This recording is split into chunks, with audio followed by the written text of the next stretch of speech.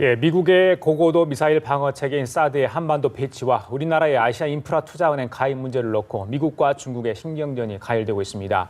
전략적 보호성을 유지하고 있는 우리 정부에 대해서는 평가가 엇갈리고 있습니다. 네, 이 시간 동북아 외교 갈등 문제로 떠오르고 있는 이 두 문제들 자세히 짚어보겠습니다. 신인균 자주국방네트워크 대표, 김열수 성신여대 국제정치학 전공 교수 나오셨습니다. 네, 안녕하십니까? 어서 오세요. 어서 오십시오. 안녕하세요. 자, 먼저 신 대표님. 사드 본격적으로 이야기하기 전에 필요성 있다 없다 이야기하기 전에 국민들 북한의 핵과 미사일을 막는데 사드가 정말 어떤 장치이길래 막을 수 있는지 먼저 그 부분에 가장 궁금해하는 것 같아요. 어떻습니까, 사드? 네, 어떤 무기 사드가 체계예요? 예. 막을 수 있습니다. 예. 그러나 전부 막을 수 있는 것은 아니고 예. 일부 막을 수 있습니다. 왜냐하면 사드의 사정 거리가 200km입니다. 예. 200km 하늘 위로는 150km까지 올라가요. 40에서 150km. 예. 즉 성층권에서부터 이제 대기권 일부 밖까지 이렇게 올라가는데 그러면은 우리 그 한국형 미사일 방어 시스템 KAMD라고 그러지 않습니까? 네. 그 한국형 미사일 방어 시스템으로는 안 되는가? 네. 라고 이제 국민들은 맞습니다. 의구심 가집니다. 예, 예. 안 됩니다. 네. 이를테면 이제 우리가 그 공군의 패트리어트 2 미사일을 패트리어트 3로 개량하겠다라고 해서 1조 5천억의 예산을 통과시켰거든요. 네. 그럼 2018년도에 그게 이제 패트리어트 3가 들어와요. 예. 그거로 안 되는가라고 합니다. 예. 안 됩니다. 왜 안 되냐면 패트리어트 3 사정거리가 불과 20km밖에 안 되고 하늘 위로는 15km밖에 안 돼요. 사드의 10분의 1이죠. 예, 예. 그러면은 그 패트리어트 3 미사일을 사정거리가 20km밖에 안 되니까 20km짜리 미사일 포대를 전국 토의 지방자치단체마다 다 갖다 놓으면 되겠죠. 그러나 이게 어마어마하게 비싸니까 할 수 없죠. 그렇죠. 그래서 패트리어트 3는 8개 기지가 배치가 됩니다. 그 8개 기지는 대부분 공군 기지예요. 예, 예. 즉, 이를테면 대구 기지나 무슨 충주 기지, 청주 기지 이런 공군 기지 근처에 살지 않는 대부분의 대한민국 국민은 이 패트리어트 3의 혜택을 볼 수가 없어요. 예, 예. 그러니까 그럼 뭔가 이 대한민국 국민 전체를 지켜줄 수 있는 뭔가가 있어야 되는데 네. 그게 사드든 이지스함에서 발사하는 SM3든 대세제가 있는데 미국이 네. 자기네들 돈으로 자기 기지에 예. 평택에다가 자기네들 군인들을 지키기 위해서 배치하겠다. 그러면 그걸 가지고 우리가 혜택을 좀 보자라는 네. 것인데 네. 그럼 어떤 능력이 있냐면은 사드는 70%대의 요격 성공률이라고 되어 있습니다. 70%요. 예. 그게 71일 수도 있고 79일 수도 예, 있습니다. 그러면 예를 들어서 79%라고 하면은 미사일은 반드시 하나의 목표물에 대해서 요격 미사일은 2개를 날립니다. 그럼 79 플러스 79가 되니까 중첩 효과에서 97%가 돼요. 대부분 다 막는단 말이 되죠. 그래서 사드는 한 90%대 이상의 요격 확률로 200km 사정거리니까 서울, 경기, 인천 그리고 뒤로도 좀 혜택을 봅니다. 충청남도 한 4분의 3, 예. 충청북도 한 3분의 2. 이 정도 혜택을 보죠. 한 3천만 명 가까운 인구 혜택을 봅니다. 예. 이것을 우리가 굳이 하지 마라라고 할 이유는 없다라는 것이죠. 알겠습니다. 거기까지. 예. 네, 미군이 배치를 하겠다, 미군 배치하겠다 이렇게 얘기를 했지만 중국은 일단 반대를 하고 있는 입장이거든요. 공식적으로도 표명을 했습니다. 예를 들어서 우리 국방부가 이건 우리나라가 알아서 판단할 문제다, 다른 나라가 관여하지 말라 이렇게 공식적인 또 입장까지 이야기를 했거든요. 이 부분 어떻게 평가하십니까? 네, 그거는 국방부가 적절히 대응했다라고 봅니다. 네. 사실 우리 한국 정부에서는 중국이 들으라고 얘기했다라고 보는데요. 예. 일단 이제 3가지 쓰리노라고 하는 정책을 발표를 했잖아요. 네.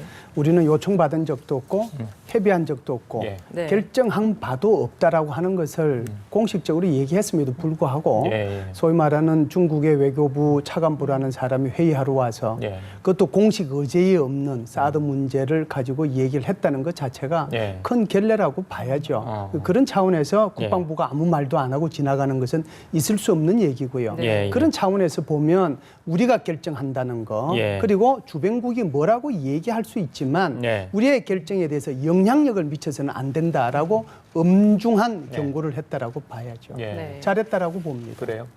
우리 국방부는 이제 배치를 하겠다, 하지 않겠다 이런 얘기를 하지 않았어요. 그렇죠. 영향력 관여를 하지 말아달라. 네. 우리 국방 정책에 대해서 이렇게 이야기를 했는데, 자 만약에 사드를 배치하고 싶다면, 혹은 쉽지 않다면. 그런 이유가 있을 것 같아요. 방금 말씀하신 것처럼 중국의 우려도 있을 문제 있고요. 다른 비용 문제도 있을 것 같고요. 또 북한의 어떤 우려, 도발 우려 이런 것도 있을 것 같은데 왜 우리는 사드에 대해서 이렇게 성급하게 결정을 못하는 부분 어디 있다고 보세요? 성급한 결정이 예. 아니고요. 예, 예. 결정은 신중하게 해야죠. 결혼하실 때 하루 이틀 만나보고 결혼하나요? 예. 상품을 살 때 바로 가서 결정을 하나요? 예. 그러니까 굉장히 신중하게 결정을 하면 후회를 하지 않잖아요. 네. 결혼 문제도 그렇고 우리가 상품을 살 때도 그러는데 여기에서 얘기하는 이 사드라고 하는 것은 대단히 고가의 무기이면서 우리 안보를 책임져 줄 무기인데 네. 이것이 사실은 군사용이잖아요. 예. 그 군사용미도 불구하고 지금 외교적인 문제로 비하가 된 거예요. 그래서 우리가 전략적 모성이라고 얘기하는 것 자체가요. 예. 무슨 일이든지 빨리 결정하면 그것이 우리한테 이익이 올 것 같지만 그렇지 않다는 거예요. 우리가요. 그냥 오늘 뭐 얘기가 더 진행이 될지 모르지만 한번 보세요. 중국이 AIIB에 가입을 해달라고 한국에 요청했잖아요. 네. 3월 말까지라고 얘기했습니다. 예. 그런데요. 다른 나라들이 이미 다 결정을 했는데 왜 영국은 엊그제 결정을 했고 영국이 결정하는 것을 보고 프랑스, 독일, 그다음에 이탈리아. 이태리가 결정을 해서 발표를 했을까요? 그것이 바로 전략적 모성이고 최대한의 상황을 봐가면서 우리 국가 이익에 도움이 되는 방향으로 결정을 하기 때문에 그런 건데요. 예. 제가 볼 때는 절대로 성급한 결정 아닙니다. 잘하고 있습니다. 신 대표님 이 부분에서는 어떻게 생각하세요? 예. 저도 전략적 모호성을 유지하는 것이 바람직하다고 생각합니다. 괜히 이 미군이 자기 그 기지에 사드를 배치를 하는 것을 우리가 결정할 수 있는 위치에 있지 않습니다. 어제 저는 그 러셀 차관보의 멘트가 예. 굉장히 좀 사실은 좀 부적절하다 생각했습니다. 일종의 자기네들의 책임을 은근히 우리에게 조금 떠넘기는 듯한 사드 배치 결정은 한국이 결정할 일이다라고 러셀 차관보가 얘기를 했는데 저는 그렇지 않다고 보고 사드 배치 결정 미국이 하는데 한국과 협의할 일입니다. 한국이 협의해서 워낙 이것이 민감한 사안이기 때문에 한국과 심층적인 협의를 할 뿐이지 예. 최종 결정은 미국이 하는 거예요. 왜냐? 자기네들 국민을 지키기 위해서 예. 자기 기지 내에 배치를 할 것이기 때문에 예. 단 전제가 그것이 아니고 우리가 알고 있던 대로 평택의 미군 기지가 아니고 제3, 제4의 위치 이를테면 뭐 최근에 어떤 언론에 알려진 바대로 원주라든지 부산 기장이라든지 이런 곳에 만약에 배치를 하려 한다면 예. 그것은 한국이 결정할 일이겠죠. 그것은 또 정부가 결정할 일도 아니죠. 이건 국민이 결정해야 되는 일이죠. 그래서 그런 것이 아니고 단지 미국이 결정할 일에 대해서 우리가 먼저 선제적으로 우리의 입장을 밝혀서 괜히 국민적인 어떤 그 갈등 예. 그리고 외부 특히 중국과의 갈등, 러시아와의 갈등 예. 이런 것들을 야기할 필요는 전혀 없다. 따라서 그것이 명확해질 때까지는 미국의 입장이 명확해질 때까지는 예. 우리가 먼저 치고 나갈 필요가 없는 것이죠. 그래요? 그래서 전략적 모호성은 저는 적절하다고 봅니다. 지금 말씀을 하시는 것처럼 미국이 굉장히 모호한 입장을 지금 표명을 하고 있습니다. 하지만 한반도에 배치하고 싶어하는 건 저희가 부인할 수 없는 사실인 것 같거든요. 중국 입장에서는 공식적으로 반대를 한다 입장을 했지만 미국은 애매한 태도를 취하고 있다. 이 부분 어떻게 봐야 되고 그리고 지금 이 중국은 반대를 하고 있지만 미국이 애매한 태도를 취하고 있는 거에 대해서 네. 어떻게 생각을 하십니까? 우선 중국이요. 이제 중국하고 이렇게 회담을 할 때 사실상 우리 한국의 미사일 전문가, 그다음에 중국의 미사일 전문가가 같이 좀 나와서 회담을 하면 많은 부분이 좀 의혹이 예, 좀 예. 해소되지 않겠냐는 생각을 해요. 이것을 다른 말로 하면 한국의 미사일 전문가 또는 중국의 미사일 전문가는 예. 한국에 배치되는 사드라고 하는 것이 중국에 직접적인 위협이 안 된다는 걸 알아요. 그게 무슨 얘기냐 하면 지금 현재 중국이 미국을 향해서 날려보내도록 돼 있는 ICBM이라고 하는 것이 날아가게 되면 예. 북한과 러시아를 통과해가지고 미국의 서부나 동부 지역으로 가도록 돼 있거든요. 이것이 이제 우리 한반도 상공을 통과할 때는 이미 상공에서 한 1000km 정도 되니까 사드하고는 전혀 관계가 없어요. 예. 두 번째 이제 얘기하고 싶은 것이 바로 이제 그 레이더라고 얘기하는 거잖아요. 레이더라고 얘기하는데 야 레이더가 그게 배치가 되면 한 2000km 탐지가 되면 우리 중국에서 발사하는 모든 미사일을 한국에 있는 레이더 가지고 다 보면 이게 우리 안보에 위험이 되지 않느냐. 예. 이렇게 중국이 얘기하는데요. 전혀 이것도 미사일 전문가들이 이거 다 알아요. 아니라고 하는 거. 왜냐하면 탐지만 하게 되면 ANTPY-2라고 하는 것이 한 1800km 정도 되고요. 이것이 사드 배치의 일종으로서 이제 요격하고 할 때 사용될 경우에는 600에서 800km밖에 안 돼요. 그런데 중국의 미사일 기지라고 하는 것이 우리 한국에서 가장 가까이 있는 게 한 700km 정도 됩니다. 그러니까 전혀 뭐 관계가 없는 거잖아요. 세 번째 하나 더 말씀을 드리면 우리가 흔히 얘기하는 레이더라고 하는 것이 뺑글뺑글 이렇게 불자동차 돌아가거나 또는 무슨 앰뷸런스 돌아가는 것처럼 이렇게 돌아가는 것을 레이더도 알잖아요. 그런데 사드의 이 그 레이더는 아니에요. 거의 고정이에요. 움직이지를 못해요. 움직이려고 하면 짧게는 수시간, 길게는 며칠이 걸려요. 그러면 이게 북한 쪽을 향해서 딱 고정이 되는 거거든요. 다시 말씀드리면 사실은 이런 문제를 우리 한국의 미사일 전문가와 예, 중국의 예. 전문가가 회담을 할 때 같이 참여해서 얘기를 한다면 상당 부분 해소될 수 있는데 이런 부분들에 대해서 중국 측에서 별로 큰 관심이 없는 거죠. 그래요? 그리고요, 지금 이제 질문하신 것처럼 미국의 입장에서 보면 아직 결정한 게 없어요. 그러니까 미국 입장에서도 한국하고 상의할 거는 없는 거고요. 예. 그런 차원에서 이제 얘기를 한 거고 미국 스스로는 혹시 배치될지도 모르고 이것이 한국의 정원 전력으로 들어갈 수도 있을지 모르니까 미리 만일 배치를 한다면 어디를 배치를 했으면 좋겠는가 하고 예. 사전에 예. 자신들의 필요에 의해 가지고 사전 부지 조사만 한번 해본 것이죠. 예. 그래서 그 발표가 중요한 겁니다. 주한미군 사령부에서 이렇게 얘기했어요. 배치할 것이냐 안 할 것이냐 결정된 바도 없고 어디에 배치할 것이냐 결정된 바도 없다라고 얘기한 게 정확한 겁니다. 그래요. 자, 방금 교수님께서 말씀하신 그 레이더가 엑스밴드 레이더 맞습니까? 네. 방금 말해서 중국이 걱정할 필요 없다고 그랬는데 어떤 레이더인지요? 네. 자, 방금 이제 네. X밴드라고 이제 말씀을 하셨는데 ANTPY2. 예, X밴드 레이더라고 하는 것은 예. 우리가 전파라는 것은 파장이 있지 않습니까? 그 파장 중에서 가장 촘촘한 파장이에요. 이를테면 우리 이지스함의 레이더는 S밴드입니다. S. 그러니까 파장이 조금 이렇게 좀 큽니다. X밴드 레이더는 굉장히 짧죠. 그래서 뭐 테니스공 하나까지 이렇게 감지할 수 있다라고 하는 게 예, 예. 테니스공보다 더 짧은 파장을 이렇게 쏜다는 말입니다. 파장이 짧으면 당연히 멀리 못 가겠죠. 그런데 이것은 멀리 가게끔 만들었으니까 이제 이 레이더가 굉장히 고가죠, 비싸죠. 그래서 그 뭐 일부 어떤 언론에는 2,000km 탐지하는 X밴드 TPY2가 있고 네. 600km짜리도 있으니까 600km짜리 배치하면 된다라고 돼 있는데 네. 그것은 조금 그 표현을 잘못한 것 같아요. 실제로는 이 X밴드 레이더의 탐지 거리는 1,800km입니다. 네. 1,800km 탐지하고 있어 계속 1,800km를 보고 있는 거예요. 네. 이건 최대 탐지 거리입니다. 그러나 전력을 조금 이 출력을 줄이면 더 적게 탐지할 수 있겠죠, 짧게. 예, 예. 그래서 최대 출력을 했을 때 1,800km를 탐지할 수 있는 거예요. 그러다가 미사일이 딱 날아온 걸 발견했습니다. 네. 그러면 그 미사일을 이제 사드는 미사일을 즉 격추시키는 거 아니겠습니까? 그러면 격추시키려고 하면 더 정밀한 어떤 그 파장을 쏴야 됩니다. 그게 바로 요격 모드, 예. 즉 전투 모드죠. 예. 그렇게 됐을 때는 원래 1,800km 탐지를 할 때는 조금 X밴드 중에서 좀 큰 파장을 이렇게 해서 1,800km까지 보냅니다. 예. 그러다가 실제로 딱 요격을 할 때는 아주 정밀해야 되기 때문에 파장을 더 잘게 쪼갭니다. 예. 그러니까 그게 확 줄어들어서 600km까지. 예. 즉 여객에 들어갈 때는 600km, 탐지할 때는 1,800km입니다.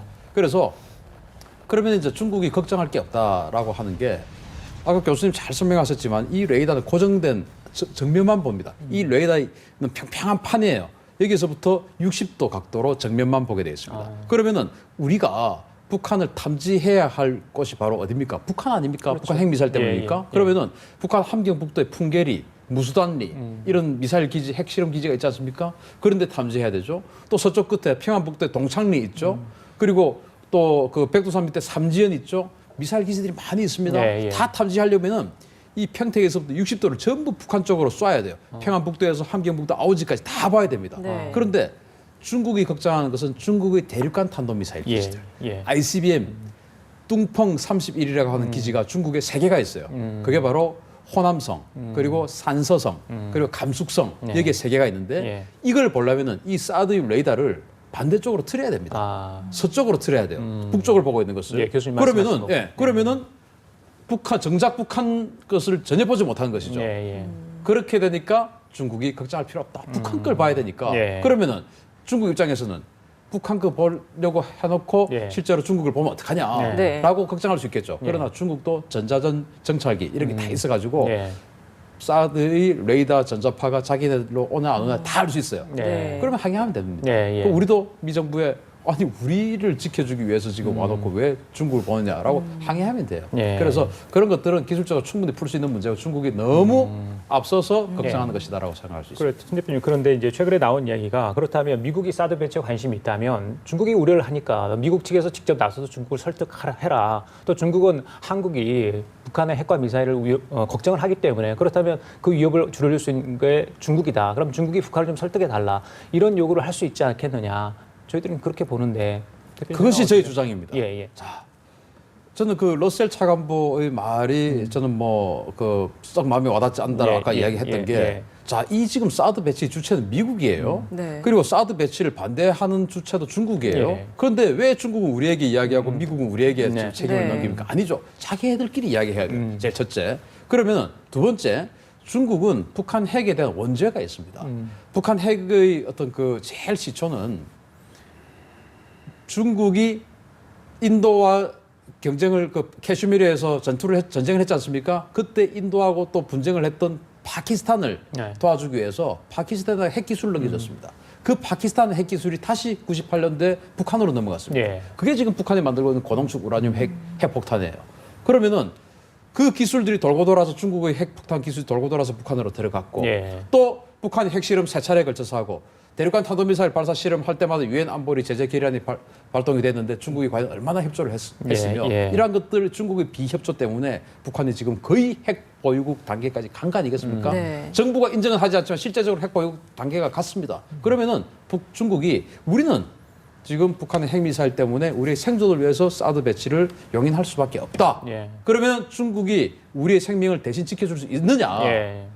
우리에게 북한 핵에 대한 비전을 제시해라. 북한 핵을 지금 당장이라도 포기를 시켜주든지 아니면 당신네들이 사드와 같은 요격 체제를 갖춰주든지 둘 중에 하나를 하고 우리에게 이것을 거절해라라고 하는 것이 맞지. 그냥 이렇게 차관보 정도가 와서 우리에게 압박을 하고 그러면 우리는 지금 화들짝 놀라서 중국이 저러니까 우리 어떡하지라고 한다. 이건 안 맞는 것이죠. 제가 조금 보완을 해볼게요. 하신 말씀. 예를 들어서 지금 이제 신 대표님 말씀에 저는 뭐 100% 공감을 하고요. 미국과 한국 사이, 중국과 북한 사이를 이제 이렇게 비교해 보면 금방 그게 나오는데요. 미국하고 한국 사이의 핵 문제와 미국과 한국 사이의 미사일 문제를 한번 생각해 보세요. 한국은 핵 무기를 개발하지 못하도록 NPT에 가입해 있잖아요. 이거 탈퇴 못하도록 미국이 딱 막고 있지 않습니까? 그러니까 핵무기 개발을 생각조차 못하고 있잖아요. 미사일 같은 경우에도 한미 미사일 협정을 통해 가지고 한국의 미사일의 사거리 중량 이걸 제한하고 있지 않습니까? 그래서 미국이라고 하는 나라가 한국의 안보를 제공해 주는 대신에 한국이 국제사회의 이익과 반하는 행동이나 반하는 정책을 못하도록 이렇게 통제 주고 있거든요. 그러면은 중국과 북한 사이를 보세요. 그러면은 북한이 핵무기를 개발하지 못하도록 중국이 무엇을 통제해 주었으며 지금 북한이 가지고 있는 수많은 미사일 종류 이루 뭐 말할 수 없는 미사일이잖아요. 스카드, 노동, 무수단, KNOA, 대포동에 이르는 그 미사일 개발하지 못하도록 중국이 무슨 역할을 해주었나요?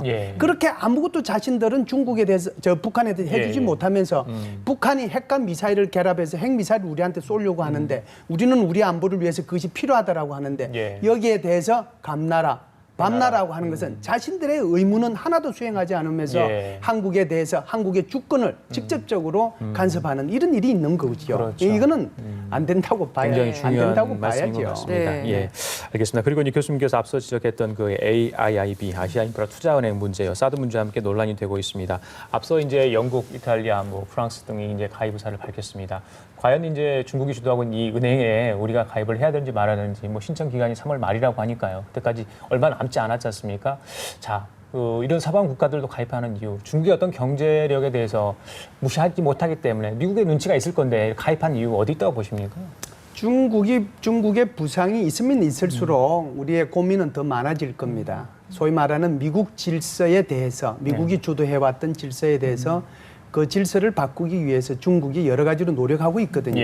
안보 분야에서도 노력하고 있지만 경제 분야에서도 자신한테 유리한 질서를 구축하기 위해서 다양한 노력을 하고 있는데요. 그것이 바로 이제 아시아 지역에서 중국 중심의 어떤 경제 공동체 만드는 것도 그러는 거고요.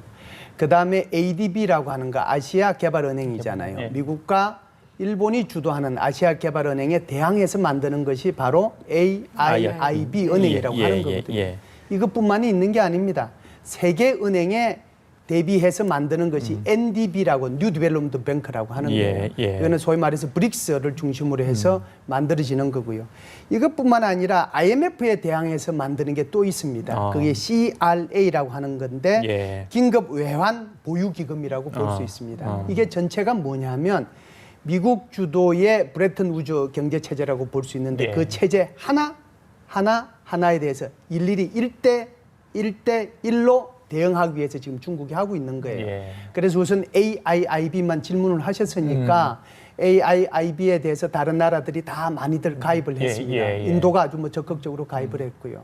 출발할 때는 21개국인데 예. 이달 말까지 하면은 지금 현재는 31개국까지 왔거든요. 네. 말씀드렸다시피 영국이 정말 미국의 반대에도 불구하고 참여를 했고 예. 영국이 참여하는 걸 보고 프랑스, 독일, 이태리가 이탈리아. 기다렸다든지 예. 들어갔습니다.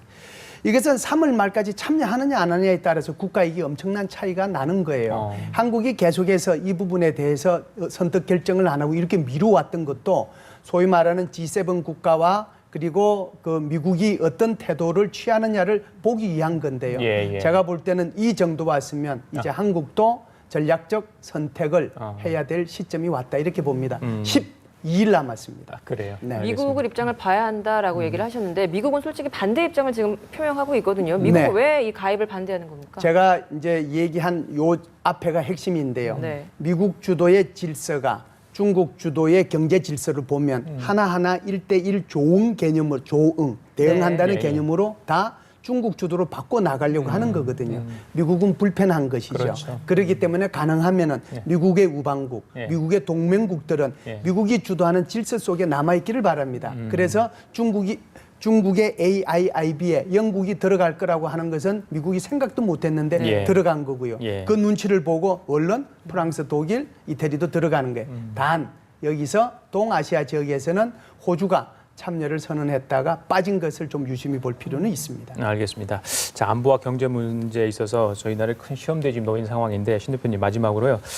자, 정치권까지도 이런 문제들이 지금 논란이 되고 있는 상황 아니겠습니까? 저희들이 어떤 선택을 해야 될지. 그런데 이제 좀 아쉬운 게 예전에 이제 박근혜 대통령이 중국 시진핑 국가주석도 만나고 오바마 대통령도 만나지 않았습니까? 근데 과거에 이런 문제들을 확실하게 좀 매듭 짓고 혹은 뭐 논의를 해서 정말 정권이나 정치권에 부담이 되지 않도록 할 수 없었는지 의전 외교만 하지 않아 이런 이야기를 하는 분들이 있더라고요. 신 대표님 거기에 대해서는 어떻게 생각하세요?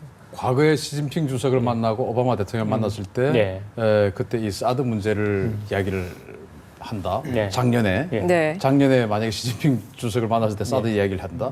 이건 정말 그 우리 대통령으로서는 할 필요도 해서도 안 되는 그런 아젠다죠. 왜냐하면 미국이 지금 아무 생각도 없는 시기였는데 작년 이맘때만 하더라도 그때 시진핑 주석하고 사드 이야기를 선제적으로 한다? 이거 있을 수 없는 일이고 다만 지금 이제 정치권에서 유승민 그 원내대표가 사드를 국회에서 논의하자라고 이야기를 공론화하고 있습니다. 한 그 이면을 저는 어느 정도 유출을 하고 있습니다. 왜냐하면 유승민 의원이 전직이 바로 국회 국방위원장이었습니다. 그리고 지금 새누리당의 정책위 의장인 원유철 정책위 의장도 그 전 때 국방위원장이었습니다. 이 두 분은 잘 알아요. 한국형 미사일 방어 시스템이 얼마나 개념 허울 좋은 실제성은 전혀 없고 허울뿐인가라는 것을 잘 알아요. 그러니까 야, 정부에 맡겨놨다가는 이게 미사일 방어 시스템 전혀 안 되고 우리 국민들의 생명과 재산이 안 되겠다라는 위기의식을 그들이 국방위원장 할 때 다 느낀 거죠. 네. 그래서 원내대표가 되고 정책위 의장이 되니까 이거 안 되겠다 공론화시켜서 정부는 자꾸 또 그 미국의 눈치 또 정부 내에 또 이제 국방부도 있고 또 청와대 안보실도 있고 한데 계속 어떤 기존의 질서 속에서 벗어나지 않는 어떤 그런 성향을 자꾸 가지고 있으니까 이래 가지고는 안 되겠다라는 위기의식을 정치인으로서 가진 거죠. 그러면 이런 것들이 부적절하다고 생각이 되면 저는 정말로 안보실과 국방부가 KAMD라고 하는 이러한 어떤 그 허상, 저는 허상이라고 생각합니다. 이 허상을 자꾸 제시하지 말고 진짜로 이런 전문가였던 정치인들도 만족할 수 있고 저 같은 전문가도 만족할 수 있는 실제적인 대안을 내놓으면 중국이나 미국에게 우리도 사실은 뭐 조금 우리 목소리를 내는 그런 외교 정책을 펼 수 있지 않을까 싶습니다. 제가 한 10초만 얘기하겠습니다. 우리가 정책 결정을 할 때요. 신속한 결정이 있고 신중한 결정이 있는데요. 지금 같은 사드 문제는 우리 신 대표님께서 말씀하신 것처럼 신중한 결정이 필요한 겁니다. 그래요. 알겠습니다. 자, 지금까지 신인균 자주국방 네트워크 대표 그리고 김열수 성신여대 국제정치학 전공 교수였습니다. 두 분 고맙습니다. 감사합니다.